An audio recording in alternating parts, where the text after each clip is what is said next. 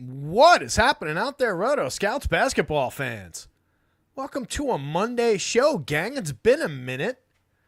About 2 weeks or 10, 12 days, something like that since our last show. Not sure if anybody's out there yet. Give it a couple minutes for people to trickle on in. Hopefully we're successfully broadcasting. I think I remember how to set these things up. Slow news day so far, waiting on a couple pieces, but we got a lot of stuff early today. Had projections up on the site fairly early. Was able to get Sims run, and we haven't really had any changes. We're coming up on 4:30 in a little bit, obviously. So we'll have a little bit of news, I'm sure, land on our heads during the show. But we will vamp for a couple moments as people start to trickle in. And we'll start talking about it. We've got 8 games on FanDuel tonight, 7 games on DraftKings. Slightly different slates, but as you can see on the board here, really not a lot on FanDuel right now coming out of that late game. Handful of shares of any of those guys is looking fine, and that's typically what we get with Sacramento anyway. And then Charlotte, nothing special outside of LaMelo. Take what you get. But that game's looking pretty non-critical. Couple folks trickling in. Here's Kenny Woodhouse. Good to see you, buddy. Could be Trav. What's going on? It's been a minute. Yeah, it has been a minute, buddy. Definitely. Good to see you. Glad you guys made it. It's we had the All-Star break in there. We had 2 days of during the week basketball last week, Thursday, Friday, outside of that single game Wednesday night. Projections were up and everything. Actually had a couple really good days with projections, successful days in contests. Pretty good over the weekend, so I felt really good about being on top of stuff. But with that, I just wanted to get back in the swing of things, so I was taking it easy as far as the shows on Thursday and Friday. And then I felt bad because I wasn't here to talk about all that good stuff. But hopefully we'll be on top of it today. Hopefully we'll nail it again today. But yeah, pretty successful couple of days for the numbers here. And rocking and rolling into the, not the second half, the final, third of the season, final quarter of the season. Baseball coming up soon. I've been promising season-long baseball stuff. That is coming. It's been taking a little bit longer than I thought it might. But I'll have some season-long stuff posted. Should be up this week. We've got NHL going on. Just a 2-gamer for NHL tonight. That'll be up after this show's over. Just haven't gotten to it yet. I wanted to tackle basketball and just been on top of that. Had an eye doctor appointment today to get to this morning. My pupils look dilated? I don't think they do. If my pupils are super dilated, which I can't, I'm like this big on my screen, but I don't think they are. But if they are, that's why. Not for other reasons. Anyway, handful of folks here. We can dive in. Let the other people find us as we go. So to get things started, let's talk game environments. Again, we've got 7 on DK. FanDuel includes the Charlotte-Sacramento game at the end of the night. But starting out, really, really interesting one up top. Denver at Indy. 246-point total, the highest on the board. Denver favored by 4.5 on the road. We're getting to a ton of Nikola Jokic. That game's going to be super pacey. Very high total. 2 capable teams on both sides. Definitely pieces and parts outside of the Jokic shares are perfectly fine to desirable. So very appealing game to start things off there. The Clippers at the Pistons, just a 1.5-point spread favoring the hometown Detroit Pistons. The Clippers were favored earlier in the day, but then Kawhi is out and Norm Powell is out, so that swung the other direction. 221.5-point total in that one. Chicago at Philly. Loose, pacey kind of game. Philly almost definitely with no Joel Embiid. He's technically questionable, but word was he's probably winding things down for the season. Seeking other opinions on his ongoing injury issues and so on and so forth. And a lot of smoke about him probably winding things down is how I should say that. The actual rumor wasn't him winding things down necessarily, but I consider him more like doubtful today. I haven't had him in projections all day long. If you want to pop him in there and then have to take him out later on, so be it. But that's not the way I'm going about it.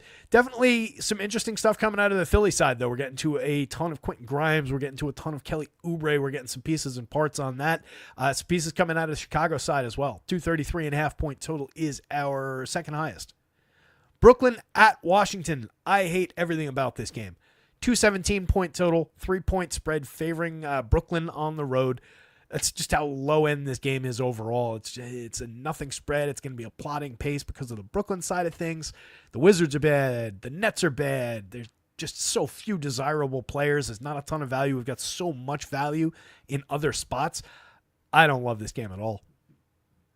Miami Atlanta is kind of interesting. 1-point spread there favoring the hometown Hawks. 231 point total. Not a bad one to get at least some alternating parts out of. I think we can do a lot of swapping of the 10 to 15% type guys. A lot of pivot type points from that game. Minnesota at OKC is interesting. Kind of grindy, a little bit of an impact to nobody really topping out projections, but just a lot of really good players in what should be a pretty good game. There's no Rudy Gobert on the Minnesota side again. 228.5 point total in that one. OKC favored by 12 though. Portland at Utah. Utah is without most of their capable NBA players today. And we'll get into the ins and the outs in just a second, but it really is like most of them. There's going to be value in Utah today. We had this situation with Svi Mikhailiuk the other day where he went from being like the chalk of the day to knock him down to 20 minutes because he's not starting to. He did not end up playing that day. Giant pain in the neck. But we've got to kind of go right back there, and we're just going to be getting a ton of these Utah guys now. So keep an eye out for that as we go through things. On the Portland side, no Time Lords, so we'll get to maybe some shares of the Portland Bigs. Otherwise, kind of looks like an are who they are spot for some of those guys. And then, as mentioned at the top, Charlotte at Sacramento. That's a 233 point total. Sacramento's favored by 11 at home. Any one or a couple shares of the starters from the Sacramento side, fine. Any of LaMelo, totally fine. Outside of that, no real priorities in that game. Go through some ins and outs. Anthony Taylor, what's going on, buddy? Oh, Embiid officially out now, Power. Thank you, buddy. That's good. Again, I was at no point including him. There you go. 3 minutes right as I was talking about it. Thank you, Shams. Thank you, Power. Good to see you, Power. But, so there you go. At no point did it seem like Joel Embiid was going to actually play today. I really don't know why they even listed him as questionable. It just goes to show how illegitimate most of these early injury reports are. It's just stupid. Anyway, so we know that one now. And that's how we're projected. That's how we're set up. Other news that came out during the day since projections first went up. Rudy Gobert confirmed as out, never had him in. Chet Holmgren confirmed as out, never had him in. Walker Kessler and Lauri Markkanen were in the very first version of projections that went up. I put those up, and then within 2 to 3 minutes, Kessler and Markkanen both got confirmed out, and Norm Powell and Kawhi Leonard both got confirmed out. So those guys got out of the second update, which was shortly after that. Our probables for the day. Nick Claxton's available. Nikola Vukovic is probable. Kobe White, Aaron Gordon, Jamal Murray, Trae Young, Tyler Hero, and Khalil Ware are all probable. Embiid is now out.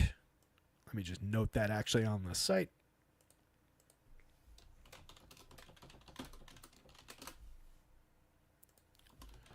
Confirmed as. And it's 409.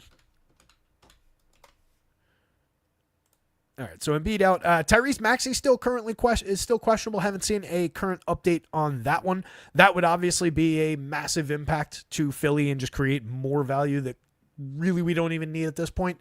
But definitely one to watch. James Johnson is questionable. TJ McConnell is questionable. Alex Soar and Simone Fontecchio were all questionable. And then our outs, Noah Clowney, Tosan Ebwoman. I really need to learn how to say that name. D'Anthony Melton, D'Angelo Russell, Cam Thomas, Tariq Whitehead, all the guys who have been out for the Nets continue to be out. Io for the Bulls is still out. Jalen Smith is out. Patty Williams is out. Justin Edwards, Eric Gordon, Kyle Lowry, Jared McCain are all out. Vlaco Conchar is out. Daron Holmes remains out. Peyton Watson, same thing. Isaiah Jackson, DeAndre Ayton, Matty Thybulle, Robert Williams III, Jordan, and then that's your Blazers. Here come your additional members of the Jazz, in addition to Kessler and Markkanen. Clarkson, Collins, Harkless, Hendricks, Kessler, Markkanen, Sexton, all out. Shibwe, out. Still in the G League. Harkless and Shibwe are in the G League as of last touch. I think we've got 9 guys projected today for Utah. Or maybe did we get up to more than that? I should actually switch the thing to Utah before I try and count it. It was on Minnesota. I was like, whoa, 11. How'd we get to that? We did get a 10th guy. I have Collier, Keontae, KJ Martin, Sensabaugh, Filipowski, Svi, Cody Williams, Micah Potter, Johnny Juzang, and Jaden Springer as our available members of the Jazz. That is not a good basketball team. Remaining outs, going to the Hornets, Daquan Jeffries, Trey Mann, Brandon Miller, Josh Okogie, Grant Williams, Mark Williams all remain out. Norm Powell, Kawhi Leonard, as we mentioned, and Malcolm Brogdon, Sadiq Bey, and Jaden Ivey all remain out. Might be one or two not mentioned in that list, but not projected, just with the way with all the back-to-backs and everything that the injury reports came out.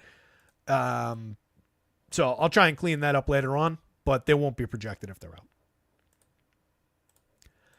Getting into things here for the handful of folks who are here for the show. Appreciate you guys. Hit the like button as we dive into things. Does actually help out. If you're new, subscribe. Check out rotoscouts.com. Everything's under $1 a day. Basketball, hockey, baseball, NFL when it comes back in season later in the year. So anyway, a lot up on the board here to go through.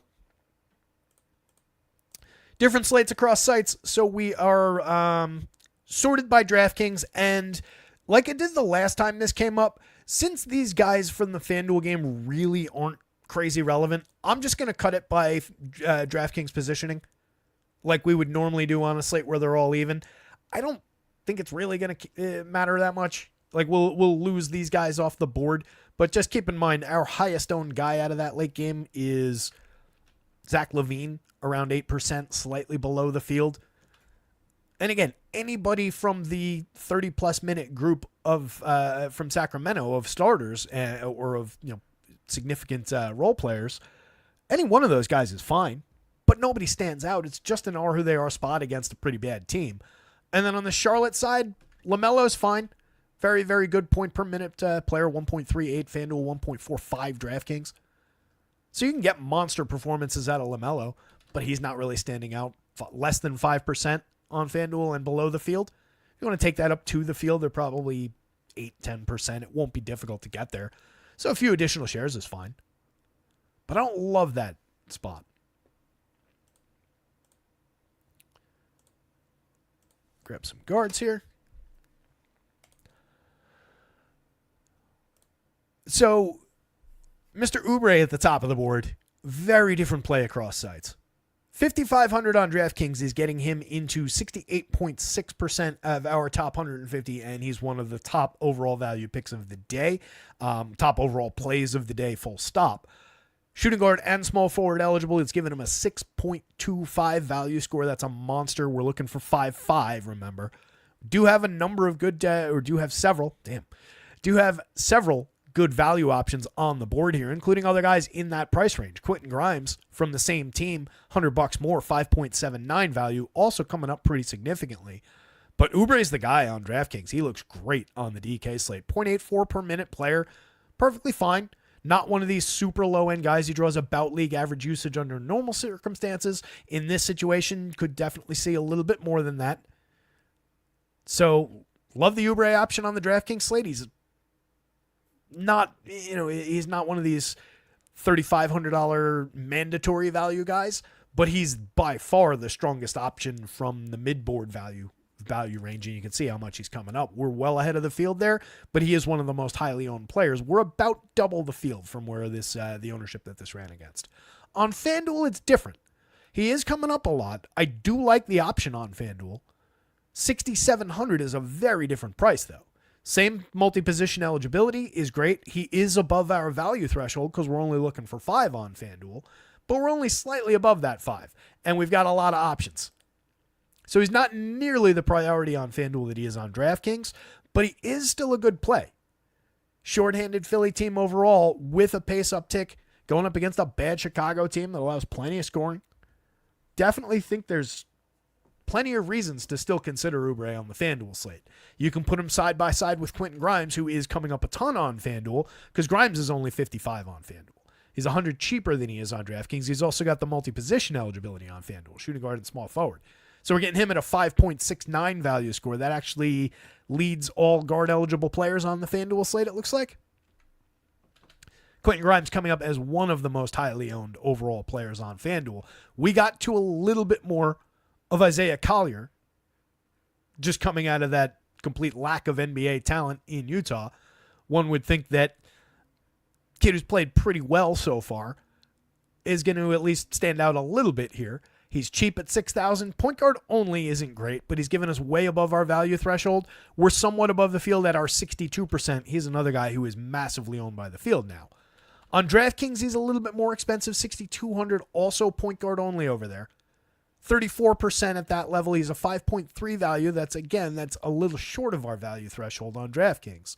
So bear that in mind. He's just not quite the value on DK that he is on FanDuel.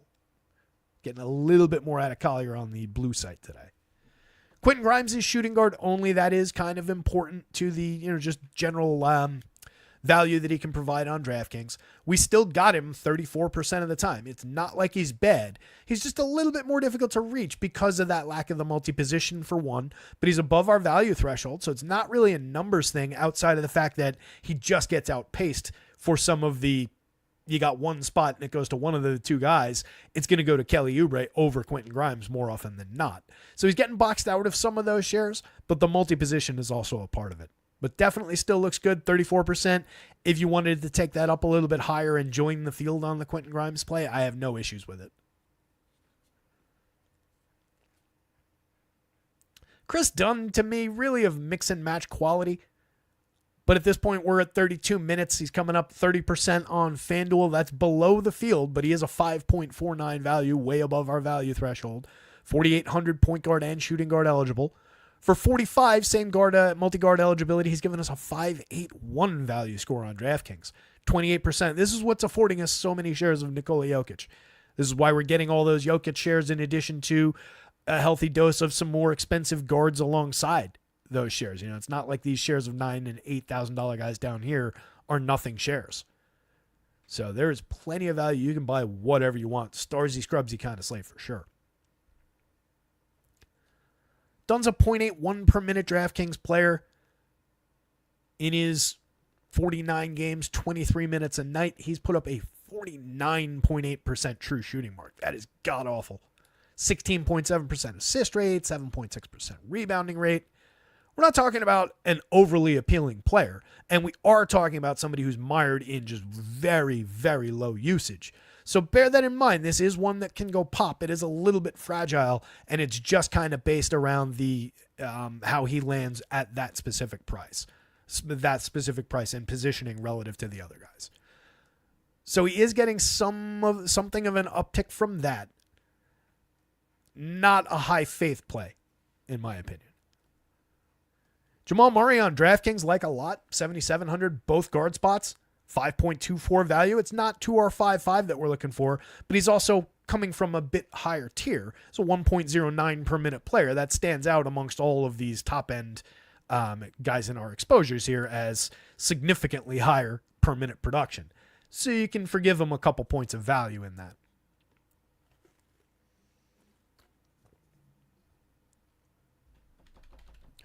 On FanDuel, he's just more expensive. 83. We're way short of the value mark there at 4.6. That does matter at that level. We're still getting him 7.3%. He could still bend the slate. Again, that's a super pacey game. That's definitely an interesting spot. So I don't mind having these Murray shares. I would anything 10% or between here and 10, I think is fine. I don't know why I chase him up the ladder all that much more than that. But I think he's not a bad option. He's perfectly fine. He's a good option on DraftKings at 77. And we get into the ugly part. Svi. 16%. I'm kind of glad we're only at 16%. That's with 26 minutes on. He's played the full season at 0.83, but I forget the sample size. I should have left Wowie open. In a not huge, but not completely irrelevant sample of minutes in as close an approximation as you can make to this circumstance, he's been above a point per minute. I wouldn't take him to that level, but I don't think it's crazy unreasonable to have him in range of 0.9. And then it's just about him actually being on the court. Again, he DNP'd us the other day when we thought initially one of the values of the day, then not starting 20, 22 minutes off the bench seemed viable. Flat didn't play. I left him in a couple lineups that night because he was, even at the reduced minutes, still kind of coming up because he's really, really cheap. Svi's not good, but he's okay. 0.73 last year on 15.6% usage. It's not that bad for that low usage. 0.83 on 21.6 for the course of the season this year. And again, plays better than that in these circumstances.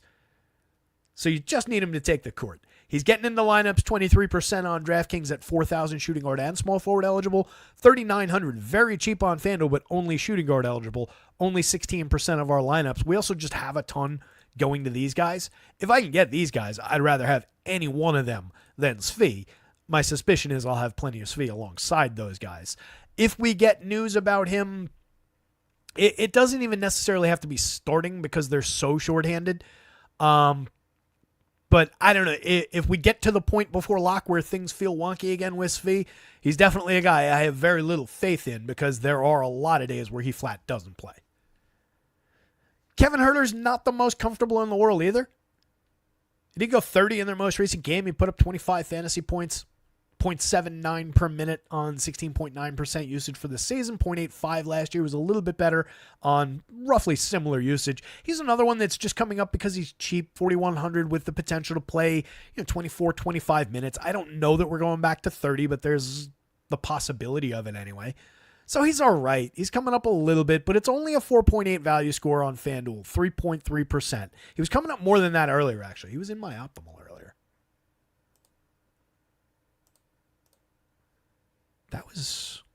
I knocked 2 minutes off of that. I didn't think he would come down that much in the sim, actually. So he's still coming up a ton on DraftKings at 36, but at the 41 on FanDuel, that actually, taking those 2 minutes away from him, actually knocked him out of the box. That's interesting.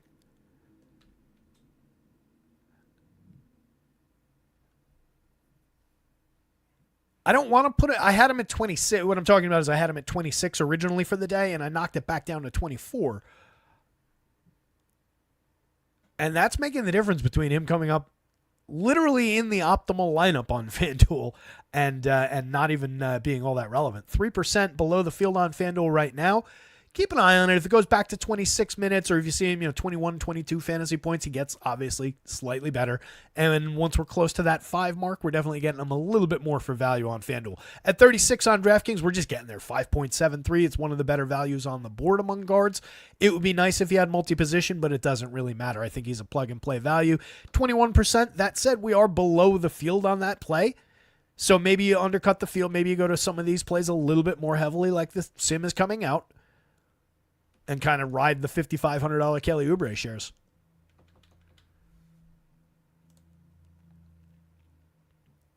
Lonzo, we're below the field on both sites. At 49 on FanDuel, at 5,000 on DraftKings. At least on DK, you get the multi-position. 18%. You can move them around the board a little bit. We are at a 5.45 value. We're at 5.67. We're way above the value mark on FanDuel. Played 29-4 the other day, put up just 9.1 fantasy points. I don't recall what happened in that one. That's obviously a disaster of a game. But overall, Lonzo's a pretty productive player. He's not great, and the ceilings have been limited this season, but he's definitely not a bad performer. You get him right around this 27, 28 fantasy points. I don't mind that play, but I kind of, I'd rather, I don't know if I'd rather get to Chris Dunn. That's a big statement to be making.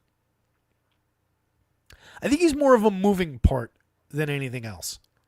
This looks like it should be a priority value score, but considering we've got a couple others up here that are coming up pretty significantly, it's getting gobbled up a little bit. Is there anything downboard that's taking away? 538, 540. Yeah, coming up is more of a moving part.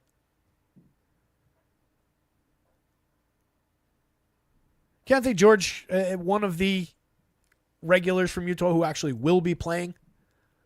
21% and a decent size undercut to the field on FanDuel, but that's still getting him in 1 in 5 lineups. He's just, normally priced for him, point guard, shooting guard eligible for 64.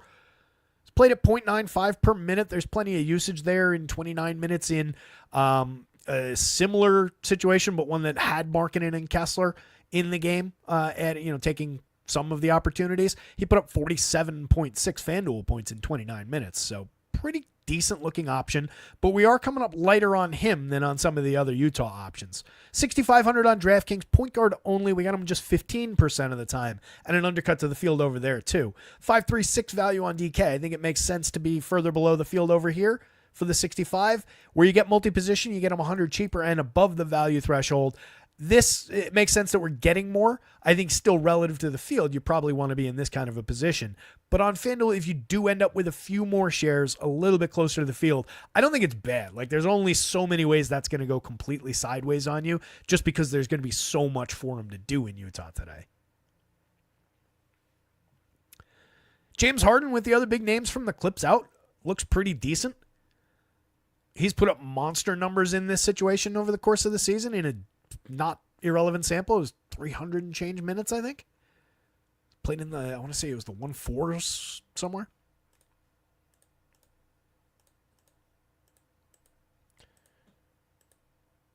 Click my way over to it. Should have noted this down.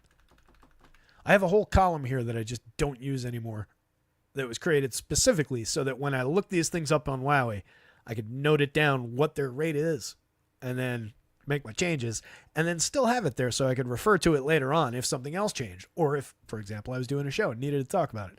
It was in the 1-4 somewhere. I'm giving Harden basically full credit for that tonight. So love the option. He's coming up 39% on FanDuel, and we are actually below the field there. But he's one of the few guys on this slate projected in the 50 range. Our top overall projections today. It's Jokic up on the peak all by himself. He's the only guy who made it to the top of Everest. Everybody else is dead in the death zone, a couple hundred meters below. But the collection of guys over 50 on that next shelf down are James Harden, Cade Cunningham, and SGA. And that's it. Jokic is at 67 fantasy points. And then it's those guys in the low 50s and then everybody else below 50. So your options for peak scoring on this slate, even with even with all the value that's available, and as Starsy Scrubsy as we're going to make this, it is very, very specific. And Harden's one of those guys. On the DraftKings slate, he's coming up a little bit differently. He's 300 more expensive, point guard only, falls short of the value mark. We got him 12% of the time, pretty hard undercut to the field. I wouldn't mind goosing that a little bit. If you're going to take a player and take him back up to the field and kind of operate against the numbers a little bit, that's not a bad option to choose. Just, again, that is giving him full credit for the expected uptick in rate, or the previous uptick in rate that we've seen. But I think it's justifiable. It's not a terrible game environment. That one, again, 221.5. Not a great game environment, but it's not completely unplayable, and it should be a competitive game. Tyler Hero, perfectly fine. We're above the value mark on FanDuel, both guard spots, 8,400. He's 85 on DraftKings, point guard only. Like him better over here. We got almost double the shares on FanDuel that we did on DraftKings for the 8,500, but that's still below the field on both sites. I think that makes sense. I do think you could take a few more shares of Harden, of Hero or of Harden. Hero's perfectly fine from that upper mid-range type player. There's just a lot of actual mid-range type guys that we like a little bit better, and then a couple guys like Jamal Murray that kind of fall into the same general level that probably like a little bit better. But there's definitely upside for Hero. That is a decently appealing game. That one, again, 231 point total, and another game that should play fairly competitively, just a 1-point spread.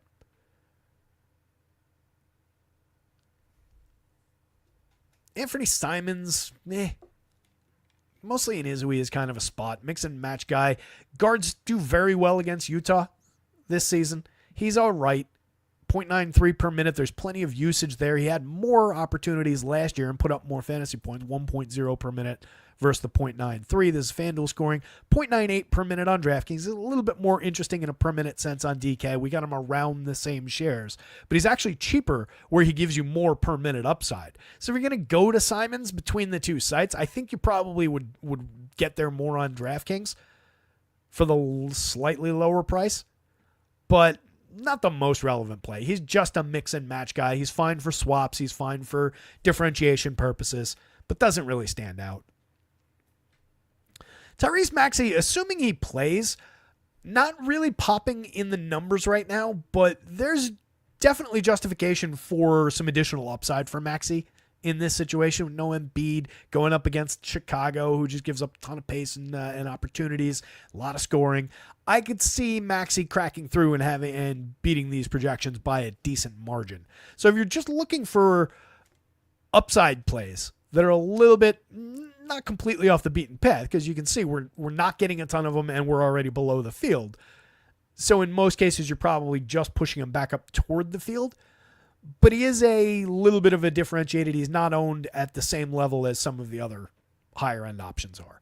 So at least keep him in mind for that, of just a ceiling guy that you can get to at slightly lower, just raw public ownership, but not necessarily the correct path as far as building and as far as positional spend.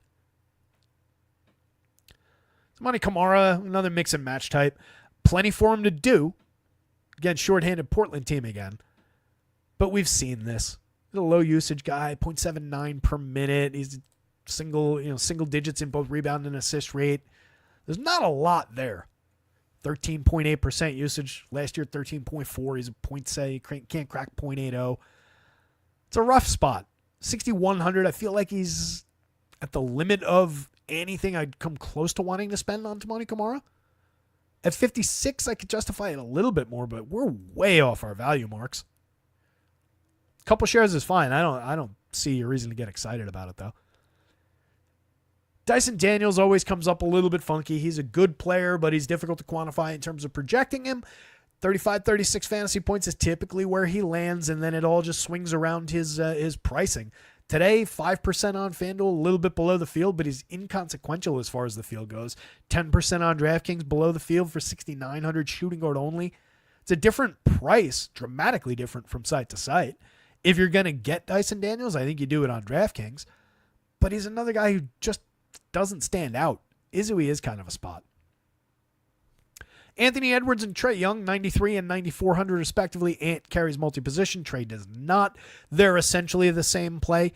Even though there's slight separation in the value marks, Trae technically putting up a slightly better projection, a slightly better value overall. They're coming up just about the same. If you want to forego the shares of one in favor of the other, I think that's okay. I never like taking a guy completely off the board, especially guys with ceiling ability like these two. But if you said, Trae's not really looking all that relevant, or Ant's not really looking all that relevant, and you just zero those shares out and then take him to the field or slightly above or vice versa, I think that's okay. I think you can kind of consider those two as similar type options today. This is the more desirable, though, having some of both. Same thing on FanDuel. Separated by $200 on FanDuel and very different positionally, point guard versus shooting guard and small forward. 10% of both guys below the field. Either one of those guys could bend the slate to their will. That said, Trae going up against Miami, Ant going up against OKC. Neither one of those is super appealing from a just playing against those defenses kind of a standpoint. Zaire Williams, we've seen this one before. Again, I do not like that Brooklyn and Washington game. I think you take whatever shares of these affordable mid-level type guys, but it's buying the affordable mid-price sedan from the used car lot because it gets good gas mileage. There's nothing special here. It's a low-end player. It's a low-end situation in the lowest-end game of the entire slate. Really don't like that game. Halliburton, 4% FanDuel, 6% DraftKings. Another guy not unfairly priced, 86 on FanDuel, 8,000 on DK. Getting to the other side of that Denver Indy game definitely has its appeal. So I don't mind a few shares of Hallie, but he doesn't really stand out. Same thing with Neesmith, a couple spots further down. TJ McConnell, a couple spots further down, not at all relevant to FanDuel. Coming up a little bit on DraftKings at 4,000. 4% share, but nothing overly important. 3,900 for Neesmith got him into 3% of lineups below the field, but again, nothing critical there. With these guys, once we get into this level, you can move these shares around to your heart's content. If you have a different read on Aaron Neesmith for cheap, if you're giving him 2 to 3 more minutes, he becomes much more valuable for every single minute you give him at that price. But we're not talking about a priority. We're talking about a low usage, 14.8% usage, 0.80 DraftKings points per minute, and a non-exceptional situation.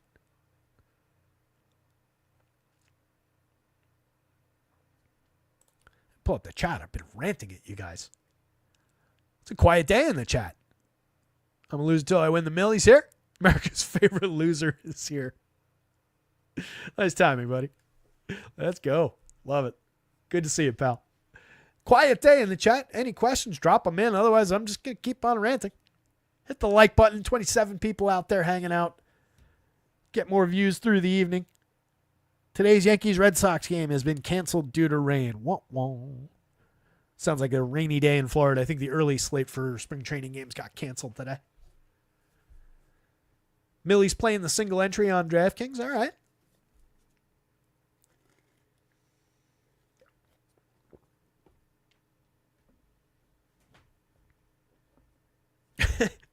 Dennis says, playing Zaire Williams is similar to visiting the country of Zaire for the nice weather. What's Zaire like?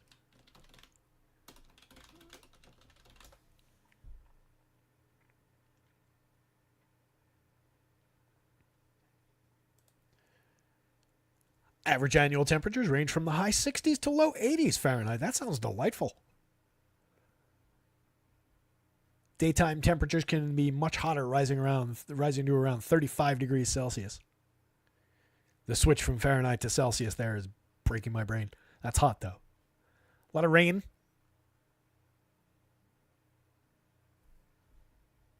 The dry season extends from November through March. I could do this all day. Anyway. Get back on track here. Embiid should retire and take the insurance money. Can you even insure that contract at this point? It's a shame, man. It's, you know, I never like to revel in guys' injuries, but he's just been such the prime example of guys who just can't get on the court and are just one thing after another. It's a shame. It really is. You know, it derails franchises. It derails, obviously, these careers and fan expectations and everything. Anyway. So it's basically the bottom of the board here. Outlier alert on Bogdan. Bogdan Bogdanovic definitely should see an uptick in minutes. He played 29-3. He only put up 18 fantasy points. We've gotten so many of these out of Bogdan. If you remember earlier in the year when he first came back, we were kind of chasing that spot because he was so cheap, and he just kept on falling short of expectations. He was a 0.95 per minute player last year on 21.8% usage. He's been different situationally overall across the two teams this year. 18.1% usage, a little bit lower, not nothing though. Dropped all the way to 0.75 and really hasn't recovered a lot of it. But he just continues to be cheap. With those guys out, there should be minutes there. 4,500 shooting guard and small forward eligible. Got him at a 5.38 value on FanDuel, coming up quite a bit. At 4,900 on DraftKings at shooting guard only, he is still providing a value. 5.14 isn't quite the 5.5 that we want, and we've just got a ton of guys boxing him out. But he's definitely not unplayable. 2% were below the field, but you got to figure that puts the field, 5-6%? So he's easy enough to build back to the field, surpass the field. It's a spot, too, that could pick up another 2-3 minutes. You can easily see Bogdan play more than 30 tonight in this situation. Not going to project it that way, but I think there's ceiling there. I think there's upside there, untapped upside, that we haven't really gotten from him this season. He owes us one. Much more interesting play on FanDuel just the way it looks right now, though. A couple spots further down from a slightly higher value score, Davion Mitchell, not really coming up for us. 2% on FanDuel at a 5.4 value on DraftKings, 5.36 value, a little bit shy of the mark, 1.33% exposed at point guard and shooting guard. I think he's all right. I jumped down. I was like, I didn't just give him 24 minutes. I jumped to Terrence Shannon by accident. 33 minutes. I was going to say, I think he's all right because he's been getting that starter's run from Miami now. And the value's there. It's just I don't think he plays up quite as well as all of these other options above him. So it's another one where I think he's perfectly fine to have in lineups. I think you can easily gain an advantage on the field because he's going to be owned in the mid to low single digits. So you can stack up a few additional shares if you're a believer. I'm just having trouble getting there. He's a 0.66 per minute fantasy player, 12.7% usage guy. You can get there on assists a little bit. 23% assist rate for the season's not nothing in his half a game, 25.4 minutes a night over 49 minutes across the two teams. There's a little bit there. But it's just difficult to justify at those rates with everything else coming up. I think he's a low-owned mixer, and that's it. But with a little bit more faith, it's easy enough to see given where the value scores are already landing. If you gave him a little minor nudge for rate across the minutes that he's definitely pulling, there's a little bit there. So I don't want to take him off the board. SGA from a big projection. Cade from a big projection. How about Cade yesterday? Monster. He was our top projected guy yesterday by 3.5 fantasy points, I think. Or was it 3 or did it end up being 5? I said it in the chat yesterday. Crushed the top of the slate. Pretty sure he was in the winning lineups on both sides. There was a lot of high scores yesterday, though. But Cade and SGA today, coming up as mix and match shares. Those are both guys who easily, at any price, qualify based on their per minute production for the as much as you can carry on any given slate. If you're getting additional shares of Cade and SGA, as long as your lineups are properly constructed along the general paths that are available to us through the most, through the fields of value, getting off the track there on that analogy, perfectly fine to grab more shares of either Cade or SGA. Nobody else stands out. Jordan Poole mix and match. Malik Beasley, Mike Conley mix and match. Nothing really there. Missing bodies for Mini could get a little bit interesting, but not really. Going back to what I was going to say, let me put all the guys back on the board here. We are sorting and cutting by DK. If you weren't here at the beginning of the show, we are cutting by DK positioning just because everything in that Sacramento-Charlotte game that's only on FanDuel, we're getting in the single digits. We are getting some shares of most of the Sacramento starters, most of the guys in the 30-minute range, plus LaMelo, some shares of Miles Bridges. That's about it. And that's typically, it's the exact take that we always have on Sacramento. The starters are going to be fine. Don't get too many of them in the same lineup. One or two of them will succeed. The rest will fail. Everybody plays 35 to 36 to 37 minutes, and there you go. And then on the Charlotte side, it's just the two good players, and then everybody else at no particular value. Moussa Diabate only at 24 minutes doesn't really stand out. 4,800. I don't think that's how you want to use your center only shares on FanDuel. So really nothing there. Going to what Millie was saying, he's playing a single entry on DraftKings. So I was going to say some of your core plays, whatever you want to call them, priority values. Kelly Oubre, absolute smash on DraftKings. Nikola Jokic, your immediate pay-up guy. Make him your first click, make him your second click. And then you got a lot of different kinds of options around the board. There is a little bit of fragility on like Svi at 4,000 for another value play. You've got Bryce Sensabaugh, who we're about to talk about, coming up from the forward positions. We're getting him 53% of the time. I do think that's probably your next value click, but that is riding on the 28 minutes that I've got him at. That is exceptional minutes for him to play. I think that's what we're going to see with that short-handed Utah team. But if you see that knocked down, you probably want to start drawing this further down. So I don't want to necessarily say that it's the immediate next go-to guy.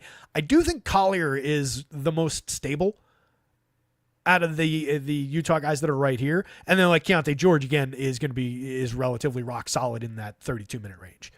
But I think Collier is fairly stable in the 32 minutes that I gave him, and he's coming up a ton.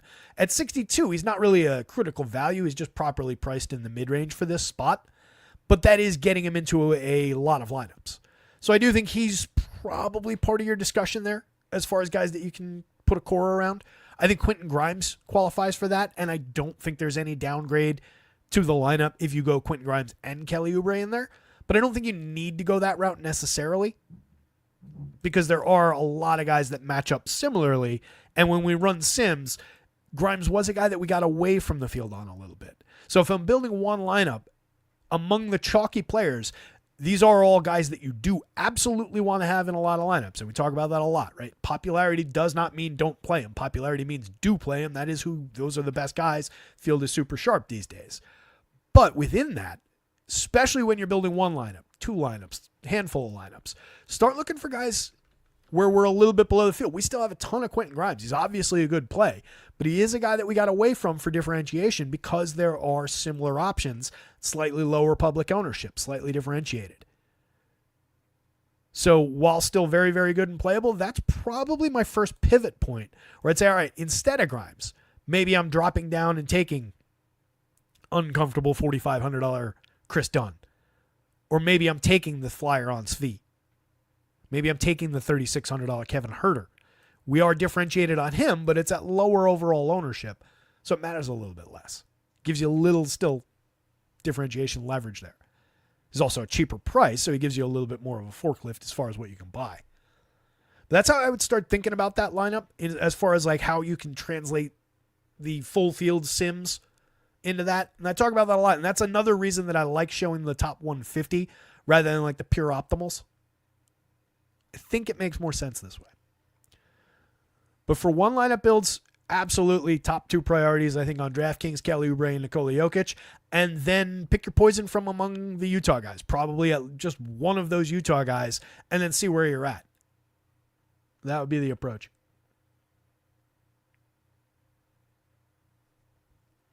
Yeah, Mike, I was with you. Michael Knack saying, played Cade and Young last night, cashed, but Cole Anthony really hurt. Yeah, Cole Anthony had a bummer of a game yesterday. That was against Washington too, right? If I'm remembering correctly. I had a bunch of Cole Anthony, and that one did not go well. Yeah, that tanked a few very competitive lineups that I had. Yeah, Millie, Herter is viable. I definitely think so. At 24, he's looking pretty viable at the 3,600 on DraftKings. A lot less so on FanDuel, like I was talking about just before. At the 41, small forward only, it's different price, different positioning, but I do think there's a little bit more minutes-based upside there. And like I said, at just 2 more additional minutes on FanDuel, I know you're playing DK, but to talk about it, at just 2 more minutes, he was literally in the optimal lineup that I ran off before. So very small distance between Kevin Huerter meh on FanDuel and Kevin Huerter kind of important on FanDuel. On DraftKings at 36, I think you're just there already, and there's upside because I've only got him at 24, and you can easily see more minutes than that.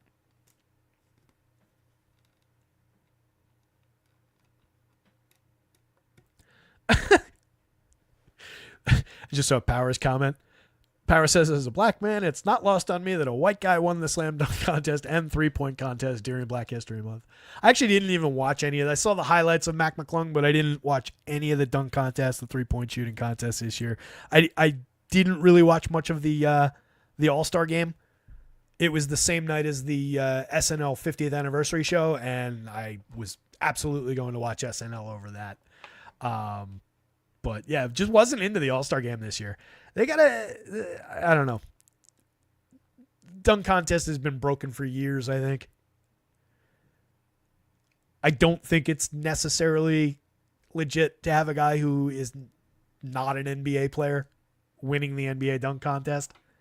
Mac McClung's literally made 3 times the career earnings from the dunk contest, from the NBA dunk contest, than he has from playing in the NBA. Little bit silly.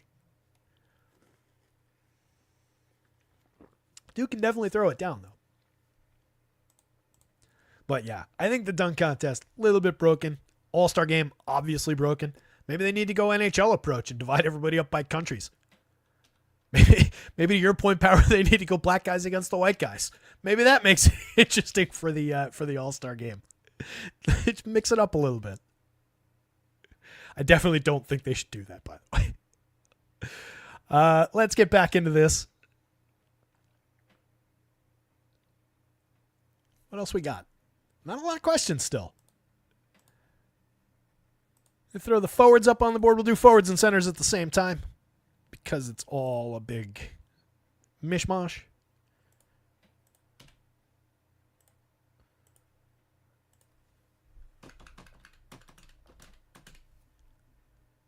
You probably couldn't come up with a worse idea than like a racially divided NBA game in like this current political climate that we're dealing with these days in this country. Not a good plan. $5,500 Kelly Oubre we've talked about a lot, but just to throw it on the board one more time. He looks outstanding on the DraftKings slate. He looks very playable and good on FanDuel. I don't have a ton of faith in Kelly Oubre in a lot of situations. He's just kind of an average meh, kind of a veteran role player type guy. But in this spot, going up against Chicago, he stands out. We've also got him at 38 minutes because that's what he's been giving us lately. So like the spot, playable on FanDuel, critical on DraftKings. Sensible, this one again is fragile, but he's very cheap, 4,000. He averages just about 17 minutes, played 24-ish in their last game. He puts up 0.83. If he was putting up 8.3 per minute, then we'd talk. 0.83 per minute on 20+% usage. It's not a bad option considering that it's an offensively oriented player. A lot of times when we're talking about guys, even when they come up with minutes in these roles, the bench types at such low prices, we're talking about guys who really are low-end per-minute guys, low-end usage guys. Sensible's not really that. There's a little bit more meat on the bone there. So I definitely think we could get there as long as the minutes remain at least somewhat predictable, and I think we're going to be fine. 56%, we're technically below the field on FanDuel. I don't know how much more I would push him up north of that just because of that fragility, but I'll take every share I get of him because he is a good value at 6.23. On DraftKings, 4,200, small forward and power forward. Get him 53% of the time, dead level with the field, 6.19 value score. Looks absolutely critical. Jokic, it's carry as much Jokic as you possibly can today. Again, he is offset by a mile by projections. He's not even alone at the top of the mountain. He is on a different mountain. Everybody else is on K2, and he's on Everest. That's how offset he is today. So 60% and way above the field. I love it on FanDuel for 12.8. For 12,000 on DraftKings, 44% and above the field, but not directly straight line up above the field. I'll take it. I wish I could have more on DraftKings. It's a little bit more difficult, even at the significantly lower overall, site-to-site price. Just the way things come together, a little bit more difficult to reach, but looks absolutely outstanding over there, and I think you should find your way 2 shares of them. Nicky Claxton coming up wildly different. 6,600, center only on FanDuel. Looking like kind of a no thank you. 4%, pretty firm undercut to the field. 5,900 on the DraftKings slate. 5.69 value score, 30%. Definitely looks playable over there. I think you're going to get a lot of Jokic and Claxton standing right next to each other in lineups on DK today and looking like plenty of value. 5.69, technically a higher value score than Jokic. Obviously, we're talking about different players, but if you're getting anything from Brooklyn, Washington, Nick Claxton probably is the piece. Power actually mentioned Jordan Poole's price from that game. I wanted to look at that before I pulled the guards off the board. I forgot. Because I think I breezed past Poole.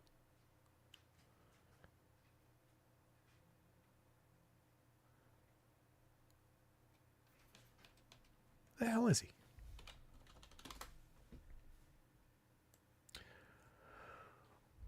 He's really not coming up. 76 on both sites. We do have the multi-guard, at least on the FanDuel slate. 4%. We got him. He's not nothing over there, but we're off the value market, 4.6. He's even tougher to reach on DraftKings. Same price at 7,600, 4.7 value score. 0 shares. Not significantly, but undercutting the field, obviously.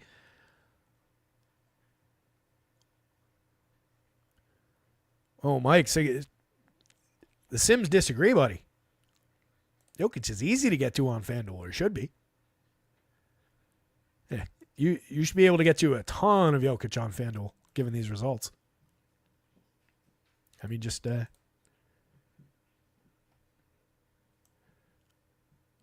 start there, and you could probably get him with Harden, maybe even with Harden and Paul George.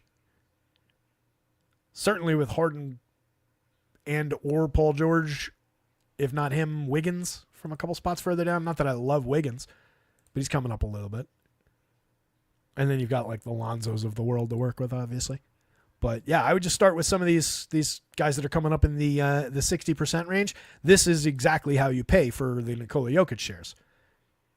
You've got your super cheap Utah guys. Just go right there. That's how you arrive at that significant a chunk of Nikola Jokic. But should be easy enough to reach, and we're probably going to get even more value get emerged.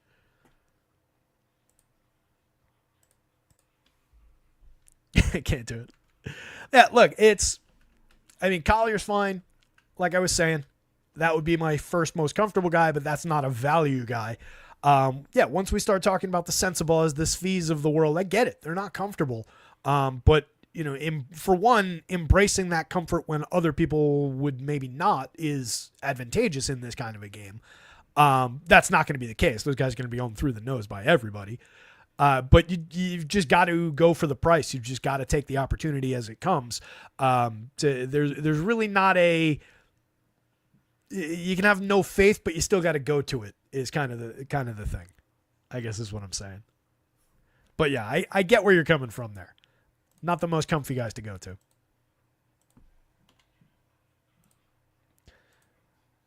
But again, that is how you pay for by far the best overall player on the board.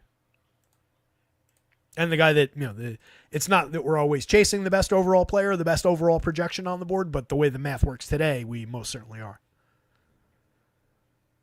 Aaron Gordon also coming out of that Denver side of that game. 4% on FanDuel, not that significant, but 24% level with the field at a 5.5 value looks great on DraftKings for 53. It's $600 more expensive and doesn't have the multi-position eligibility on the FanDuel slate. I get why he's not coming up quite as much. That said, as I've talked about a million different times, this is a player I do like just because he stuffs categories. He's a good facilitator. He's a decent rebounder. He's a good scorer. He's around the rim. I like Aaron Gordon, so I don't mind any shares on FanDuel, but we are a little bit below the value threshold that we're looking for. If you gave him one more minute, if you gave him a slight uptick for the pace and everything that this game's going to play at, you could easily get him above that 5 in terms of the value mark. But we've got a lot of more competitive value plays that are soaking up some of those shares. So he's not a priority, but I wouldn't take him out of any lineups that he landed in on FanDuel. It's a player I like. Svi, we've talked about. I do think it's going to be there, but it is entirely reliant on him actually taking the court today. If he doesn't do that, there's only so much we can control. Aaron Wiggins is coming up a little bit, not on FanDuel, where he's 4,800 small forward only. We got him literally in 0 lineups, even though he's above the value threshold at 5.09. On DraftKings, though, for 46, both forward spots, we got him in 20% of lineups. It's a 5.3 value score. It's roughly the same. Or no, actually, that's below our value threshold. It's a little bit of a weird result. That's probably just speaking to the difference between these sites as just how everything comes together. But a little bit of an oddball result there with Aaron Wiggins. It's a 0.91 per minute guy, slightly above average usage, 20% or 18.8%. Among those OKC guys who are the, not the stars, among him and Dort and Joe and so on and so forth, he is one of the more productive per minute guys. He is the guy that I typically don't mind seeing come up. I wouldn't mind if he was landing in at least a couple shares here. On FanDuel, I think you at least keep him in your bag of tricks as far as like I'm rotating shares out of some of, get me out of some of these $6,700 Oubre shares and into something cheaper. Aaron Wiggins right there at 48. I don't think that's a bad alternative. You're getting essentially the same value, obviously a lower raw projection, different kind of play. That's where the price offset comes from. I think he's a changeable part at worst on FanDuel and very, very playable 1-5 on DraftKings. Jeremy Grant right around 1-5, but that's further from the field. 5,200 on the DK slate, power forward only, short of the value mark. He's all right. And again, it is a pushover opponent. Portland is favored in that game. There's only so much upside with Jeremy Grant, though, especially when he's playing at 0.81 this year, 0.80 on FanDuel. This is down significantly in usage. He's down significantly in production overall. The minutes are there. It's right at his average, 32 minutes. Plays 32-3 a night. I've got him right at 32. Did put up a nice 1+ per minute the other day in 29 minutes. They are shorthanded. There's reason to believe that he can succeed here. But you don't want to force him too much. He's not uncomfortably priced, though. It's an is kind of a spot overall. But at 56, you can get there a little bit. We're just letting the field get there a little bit more. He is coming up more in the raw form, 19% on DraftKings. Filipowski looking mighty critical on FanDuel. 4,500 power forward and center eligible. I assume we're getting most of that at the power forward, especially with 60+% going to Jokic at the center only. Probably an easy way to tell that. And then another 12% going to Miles Turner center only. Let's see. Yeah, I would venture to guess that we're about to say, that's 87% already, that anybody with center and power forward eligibility you're going to get almost exclusively at power forward on FanDuel. Is that all of them? That's 90% among the center-only guys. I might have missed one. There's probably one sorted into the other game. So definitely you want to consider those power forward and center eligible guys mostly as power forwards today. If you're using optimizers, you can set the positions where you say, hey, only give me Filipowski at power forward. Don't block out any center shares with Filipowski. I don't think that's necessarily the wrong decision to make, but it's not something I typically do. Just because I do think it becomes a point of differentiation in a way for those lineups where if his natural flow of things is getting him into the power forward spot, then while getting the same player, putting him at center creates differentiation, creates situational differences for that specific lineup. So that's why I don't block those things out that way, but you do have the power to do it, and it wouldn't give you anything different really than you're going to get, I don't think, that much today. But that's why I don't do it. Pascal Siakam, mix and match play. By the way, if I'm squinting, I mentioned it earlier. I went to the eye doctor this morning, and it's going like a little bit for me. I don't think the pupils are dilated, though. Siakam, 18% on both sites. Is who is spot at worst. Again, I don't mind taking some indie pieces of that high total. That is a very, very appealing game. Siakam's a good player, 1.13 per minute. It's just only so many rebounds to go around, and we know that the big guy's going to be soaking up a bunch of them in that spot. So the ceiling might be a little bit artificially capped, but decent player in an okay spot. But falls short of our value mark. 513 on DraftKings is a little light. 482, about the same on FanDuel. Zubac is right at the value mark on DraftKings. 16%. We're below the field, but I think you can take your shares. I think that's about right. Have him right in that range. You don't push him back to the field. But getting some shares of him right alongside Jokic instead of Claxton in some spots. Maybe some shares of, instead of Jokic, Claxton and him together. Might not be the craziest build. So I think he's relevant on DK. On FanDuel at 8,000, he's really not as relevant. He is above the value mark, 5.26. Normally that would be a standout value for center. But since we can get Jokic's raw upside with a 5+ value score, it's just not as relevant as it otherwise would be. Could he get competitive with Jokic in a for the money kind of a sense at 4,800 less? Yeah, he could. There's a full Kyle Filipowski in between the price for Zubac and Jokic. So, yeah, there could be a very quick recalibration there if Jokic underperforms, if Zubac performs a standard deviation and a half on top of his median. Then we're getting into the conversation. So I don't think he's dead, but he's a lot less relevant to the FanDuel slate just because the way things are clicking together. MPJ did not come up on FanDuel. Interesting. 14% DraftKings. We got him 6,200, both forward spots. It's offset by price pretty dramatically. 6,800. That knocks his value down. 455. He's not above our value threshold on DK, but none of these guys right here are. So he's at worst in this group, and everybody's similar price. So this creates one of those bubbles where there's a lot of interchangeability between shares of, say, MPJ at 62 and Paul George at 71 and Pascal Siakam at 76. That group of guys, you can mix and match your heart's content. Everybody's below the field. What I wouldn't do is probably chase these guys that are the bigger undercuts to the field back up. I would maybe, the guys that are gentler undercuts, pick one and take him back up at the expense of like everybody else. Take a few shares from everybody rather than like zeroing one guy out and then take one guy up. But that's an okay group of players. Kamara's a little bit cheaper than those guys, but by the exposure numbers kind of falls into that group as well. Hartenstein, player I like a lot, but not really coming up as critical. More playable on DraftKings, it looks like. We're getting him 10% of the time, basically level with the field for the 68. That said, on DK at 5.3, he's 0.2 of a point below our value threshold. At 5.46 on FanDuel, he's crushing our value threshold. And we're not getting him because he's center only, and we're getting so much Jokic. So again, it's almost exactly the same as with Zubac. You need a pretty big underperformance by Jokic for this to be at all relevant. But there is a path where those guys who are good players and good per minute guys, if he underperforms dramatically in a great spot, those guys can close that gap fairly quickly. So I think you do roster that 5% of Hartenstein, but let the field have the rest. Jokic is the priority. On DraftKings, it's a lot different because you can put them side by side. Hartenstein's just a decent option with plenty of upside. 1.20 per minute. Another guy who just stuffs categories. 17.8% assist rate, 19.7% rebounding rate for the big man.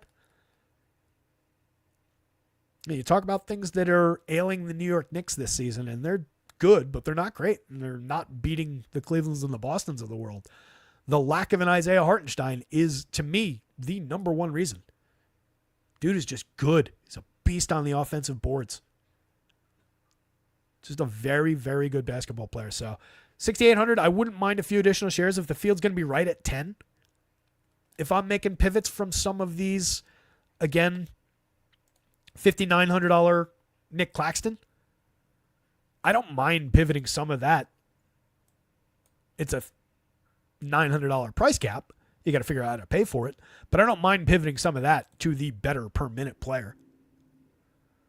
But going up against Mini, well, no Gobert should be able to do whatever he wants.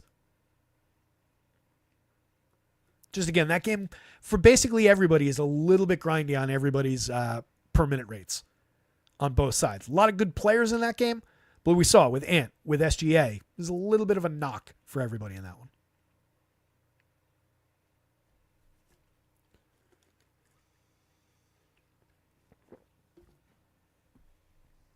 Yeah, Markin has been out. Millie. Everybody's out for Utah.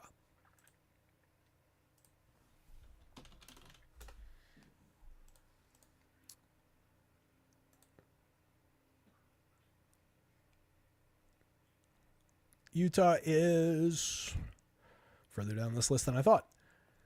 No Jordan Clarkson, no John Collins, no Walker Kessler, no Larry Markkinen, no Colin Sexton. So essentially their expected starting five or thereabouts, 5 of their top 6 players, not available. Elijah Harkless is the last check as of the 4:30, still in the G League. Oscar Tshiebwe also still in the G League. Micah Potter, I believe, with the team currently projected. Keeping an eye on that, but I believe that's the situation we're going to end up with. But just when we get shorthanded with those teams, it can get a little funky around those things. But yeah, no Larry Markkinen tonight. That's what's creating all the Filipowskis and so on and so forth of the world. How do I feel about the cheap Portland centers? We're looking at the big men and we haven't gotten to them yet. So not great. I don't really love that group.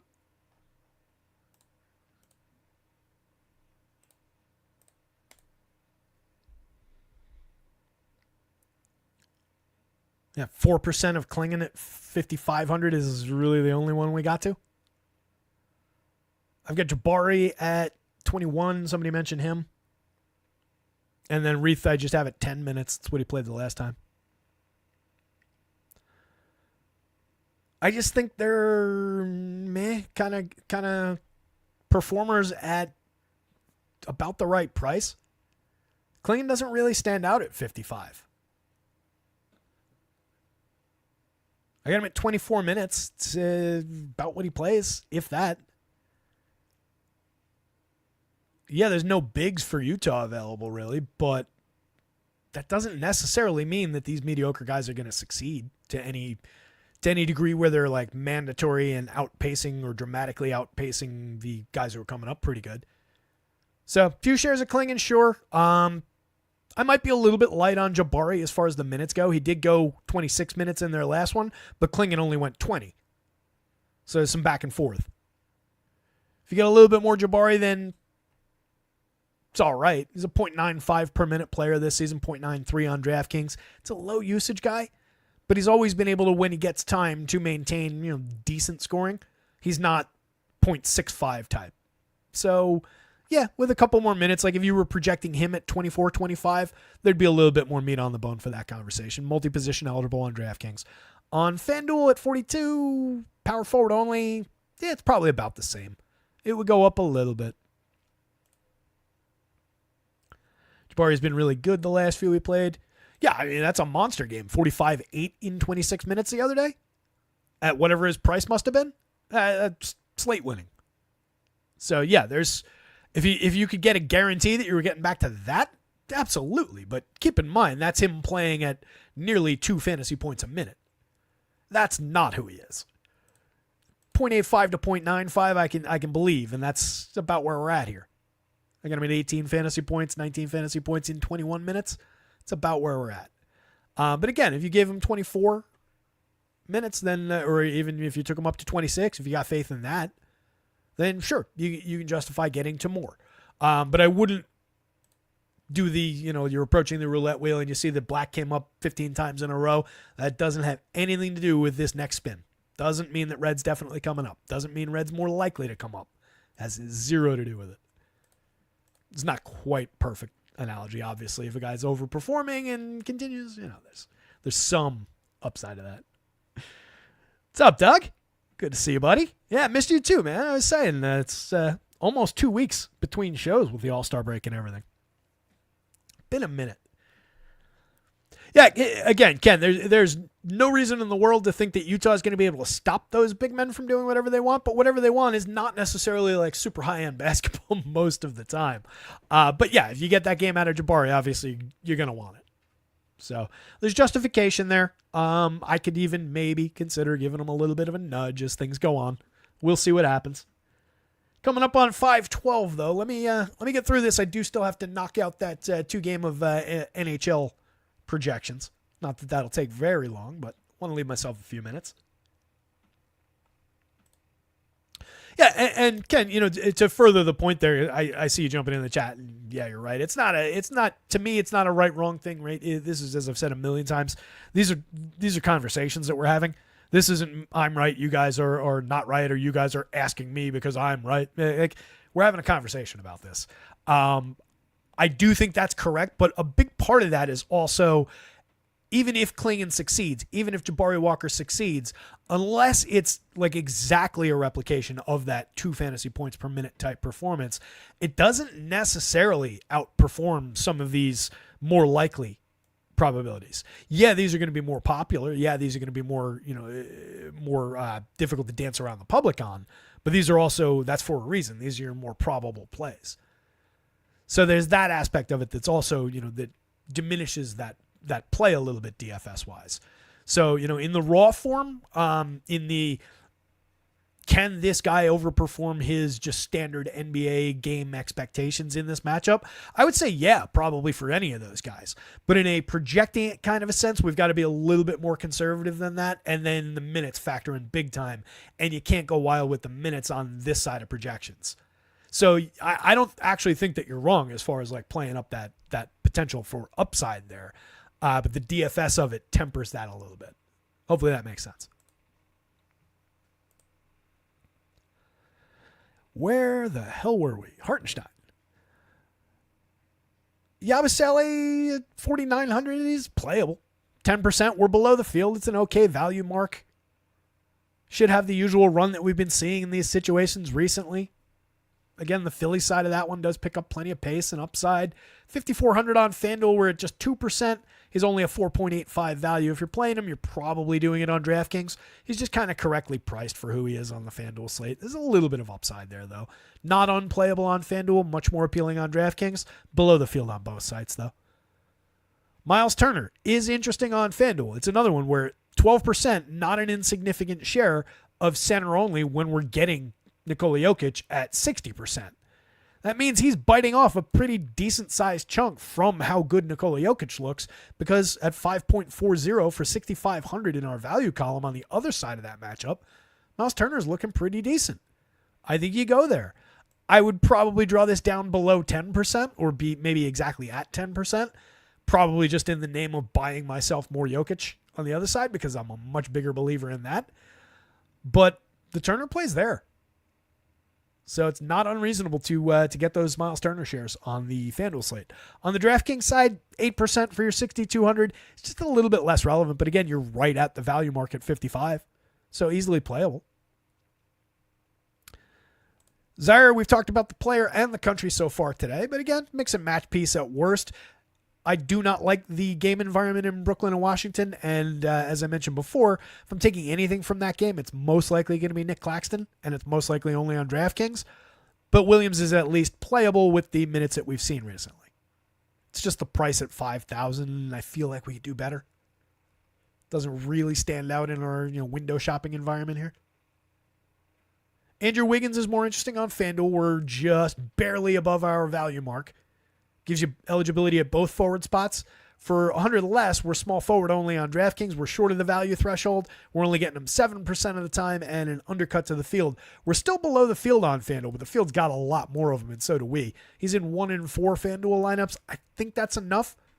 I don't know that I would chase him much more than that. I'm pretty comfy. He's a 1.0 per minute player on the FanDuel scoring system this season. A little bit higher usage rate overall, but again, it's not entirely with this team. So some give and take in that, but decent enough player, basically filling the Jimmy Butler role. That's what I said when they made this trade is, what does 36-year-old Jimmy give you really that Andrew Wiggins doesn't give you? There's not that much daylight between those two players at this stage in their careers. At least not in my opinion. KJ Martin, another potential piece coming out of Utah, 3,900. We only got him 6% of the time on FanDuel. That's below the field. You could definitely see a little bit more than that, but KJ Martin is easily one of those low per minute, low usage types. So out of everybody coming out of that group, even if we're getting starters run, I mean, this is essentially that. He's the most difficult to trust. In 29 minutes, essentially this exact spot, he put up 17 points, too shy of what we're projecting him for in their last game. We'll go right back to that level, but really no further with KJ Martin. I'm happy to be in the single digits and below the field on him on FanDuel. If you see that projection pop over 30 for whatever reason, say somebody else doesn't play or something else changes, then obviously take a little bit more. But at no point is he going to be crazy desirable just because of that low end production. We're not talking about a ton of games. We're not talking about a ton of minutes. He's played 26 times this season. He's averaged 20 minutes in those games. The true shooting is at 67%, but look at these thin rebounding and assist rates, 5.3, 7.3%. Not much there with KJ Martin. His dad was a lot better. Jalen Williams, definitely an interesting player. Not really coming up critical on either site. 8,300 is a little bit steep for this configuration of the FanDuel slate. Again, both sides of that mini OKC, everybody's just kind of cutting into each other a little bit as far as the overall top-end rates go. Love all the players on both sides of that one, but it's a little bit challenging to get to any one specific guy. We will probably see one guy come out of that game, though, and stand pretty tall. Jalen's on that list. 4% on FanDuel below the field, 7% on DraftKings, gently below the field. Denny has been playing decent minutes, 28, 29 a night. I've got him at 29. He's only 7,000. That's still well shy of our value mark. At his around a point per minute rates, doesn't do him any favors. 4.4 value threshold or value score, way below the mark that we're looking for. On DraftKings, we're at 4.95 when we're looking for 5.5. The minutes are there, but with the price going up, especially on FanDuel, and it's a really different 6,300 versus 7,000. But I think he's just in an appropriately priced spot for the upside that you get most of the time. He's a good player, but you're going to come in probably light on that projection, honestly. That might be giving him a little too much credit. What do I have on him?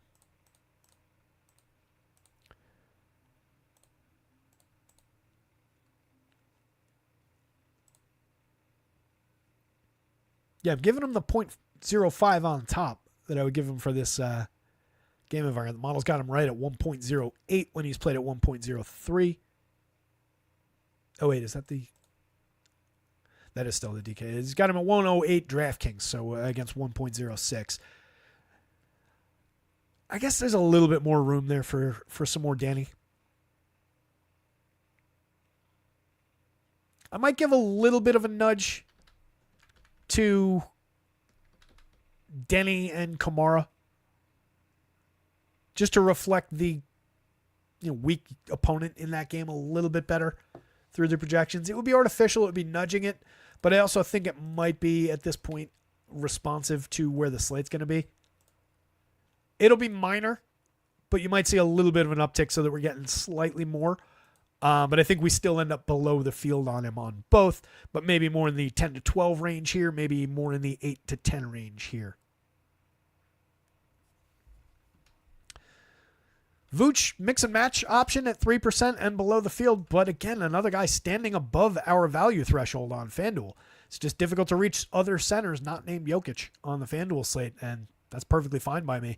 7,500 on DraftKings. We got him a little bit more, but same relative to the field. Slight undercut to the field. He's below our value threshold, but with still a strong score in his pocket. Bam is also above the field. Fortunately, with Bam, we've at least got that power forward eligibility, so we can get him side by side with Jokic. That would be at the expense of any of these like Siakam shares that might be there, or the Paul Georges that were coming up, and so on. But you could go that route.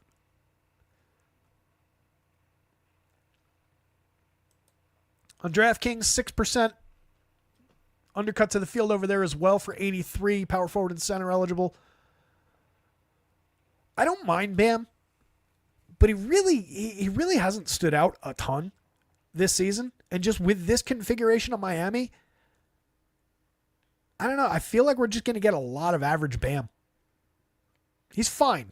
I think he's correctly priced for who he is. I think the situation has got him directly in an is who he is spot. So any given share of Bam is totally fine. Any overexposure to Bam, I think, would be a mistake. Kobe White, not a bad option. 6,800, both guard spots on FanDuel. 67, shooting guard, small forward eligible on the DraftKings slate. He's not at the value mark on either site, but he's definitely playable. There's lurking upside for any one of those Chicago guys. So I don't mind being right around here, having some shares of Kobe White while still giving the field back a little bit. I think this is about the appropriate marks, even though that's, again, well shy of the value that we're necessarily looking for. There's a little bit of ceiling justification on that.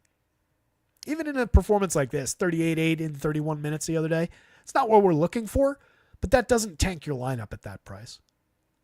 It's just okay, but you could still win with that performance.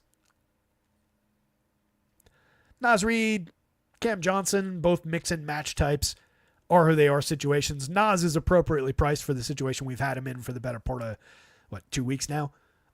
So definitely good per minute numbers still coming up. 5% DK below the field, 9% FanDuel below the field. FanDuel, if you're getting them at power forward. But 8,100, 7,900, the price is just where it's supposed to be. And then Cam is just meh. And again, just really don't like that Brooklyn-Washington game. I can't say that enough.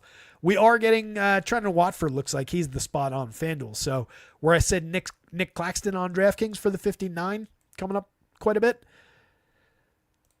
Unfortunately, some Trenton Watford on FanDuel for 44 power forward, and again, almost exclusively, I'm sure, at the power forward, is coming up a little bit just because of how cheap he is. I think that's more a case of being a functional play than an appealing play. But 5.25 as a value mark does give us what we need as far as just levering up and being able to afford our Nikola Jokic shares that we're desperately trying to get to. 24%, we are below the field, though. Field's getting a little carried away. Alex Sarr is out. TJ McConnell is out. McConnell was a minor impact. That's 16 minutes that'll free up. It'll make the Neesmiths and Nemhards and so on maybe look a little bit better. Maybe one downstream guy that doesn't spring to mind. I don't know that has a major impact on anybody, though. It'll be a couple minutes here, a couple minutes there. And then Sarr will be a little bit more impactful, obviously. But I don't know that it's value that we necessarily are going to need.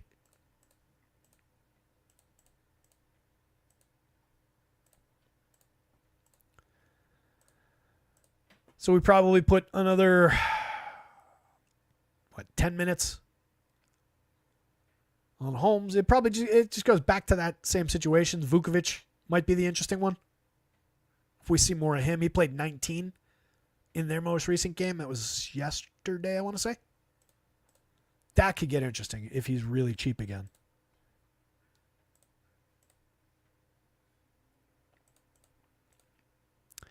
$3,900.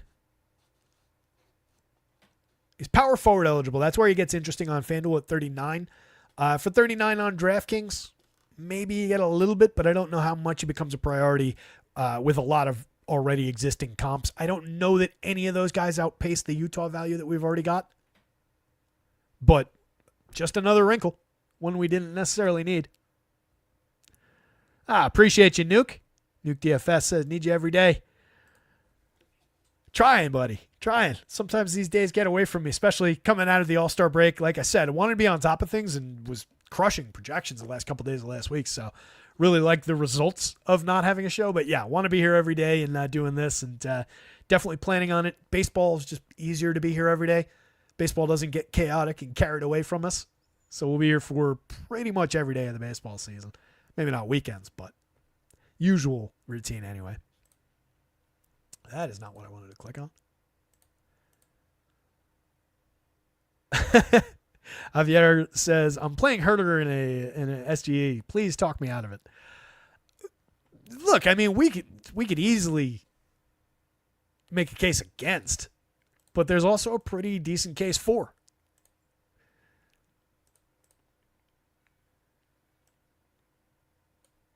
At 36, that is a qualifying value. 5.73. It's one of our better value scores on DraftKings. I assume you're DraftKings. But you're talking about a 0.79 per minute player. You're talking about a guy who doesn't even pull 17% usage.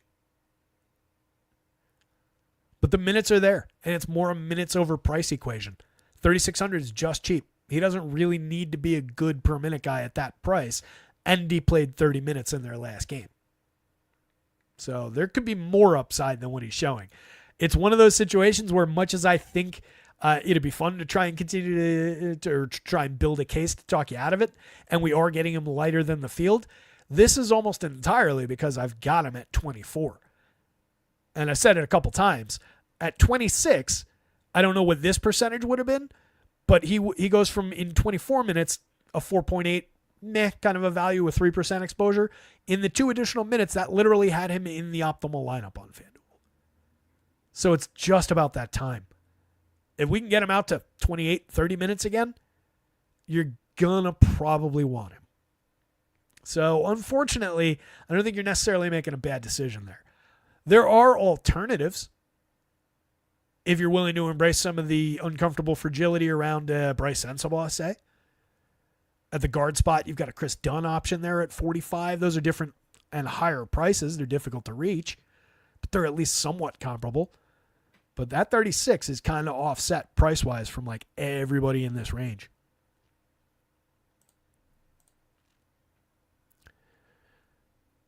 Why did I sort it by position, not price? All right, this makes it pop a little bit more. Obviously, none of these guys down here are all that relevant. We do have Zach Collins at 3,300 giving us a little bit, but that's still technically short of our 5.5 that we're looking for. He landed in 3% of lineups on DraftKings. And then nobody. And then this big standout spot, given that, again, the value score, this is the column we're looking at. And then nobody, way off the mark still, just at the value threshold. And now we're spending 400 more already, and we're just getting Desvi, who is equally, if not worse, fragile and bad, or mediocre. So it just kind of stands out, unfortunately. And I get you. It is nobody's favorite player to play, but the numbers work. Yeah, as Millie says it, I'm with you on Herder, but the ugly play wins the Millie, and he would know. Current day Bulls not the same as old Kings either. Yes, also very true. Much as the current day Kings are trying to be like the old Bulls.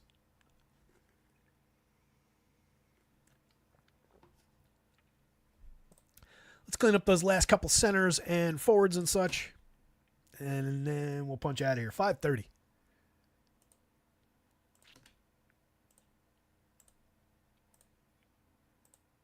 Ouch. I'm just going to scroll down and look for outliers.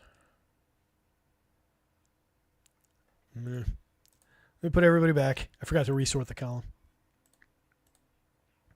Just sit here and deal with it being frozen. One last time, hit the like button, hit the subscribe. If you're new here, you never subscribed before, subscribe to the channel. Check out rotoscouts.com where everything is under $1 a day. NBA, NHL going on right now, MLB right around the corner. Can't wait. Season-long stuff going up on the site. I know I've been promising it for since before the All-Star break. Did use some of the time over the All-Star break to put some stuff together, but it's taken longer than I thought to rank all those players for one thing. But we're getting there. That stuff will be up on the site in the coming days. I'm going to also put some videos out. I'm going to do a couple short, like 5-minute, or given it's me, probably 15-minute. But a couple. The goal will be to be short. Like here's my top 5 sleeper pitcher type kind of videos. The goal is to have a few of those up. So a lot going on. Check out rotoscouts.com. Also check out acemind.io. Promo code rotoscouts, all in caps, get you 20% off your first month with those guys. That's where the sims run. They got sim tools and optimizers for everything you can need. I think we really did cover most of these guys, right? We talked about the Trent and Watford difference back and forth across sites. That's where we were. Nobody else really popping. Little Jaden McDaniels standing out from Mini. 14% on FanDuel. That said, with that 14%, we're below the value mark, even with a 30-point projection on in 37 minutes. Plenty of time there, plenty of upside. It's an okay player. Low usage, but decent per minute performance. 0.84 on 15.5% usage.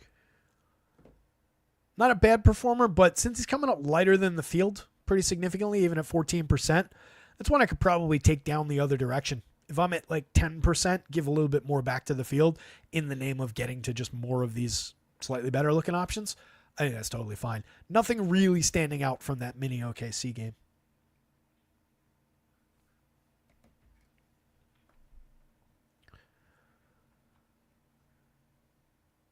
And with Herder, you can get hot. Do you like players with that ceiling? Yeah, look, we always want to have a little bit of ceiling in our pockets, for sure. It's just, it's never going to be comfortable. And it does ride something on those minutes. But we've got at least the justification to make the play on this side, and then we'll have something to bitch about when we're wrong on the other side of lock. I think that's the boat we're in with that Herder play today, unfortunately. That's the case. That's what we deal with a lot with this.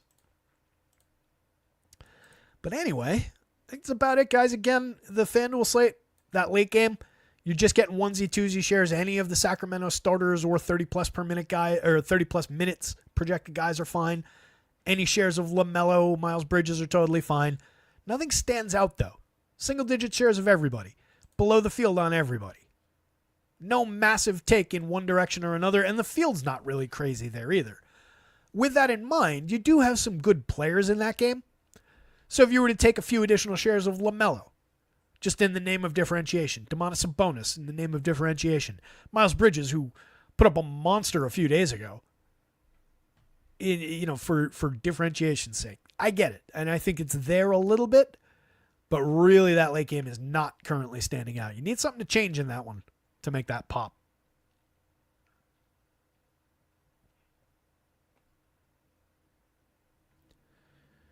Power says Fontecchio out. A few more minutes for Tobias. Yeah, a little bit of upside will be created by that one. Where do we have Fontecchio? Simone. Come on. That frees up 10 minutes to be redistributed.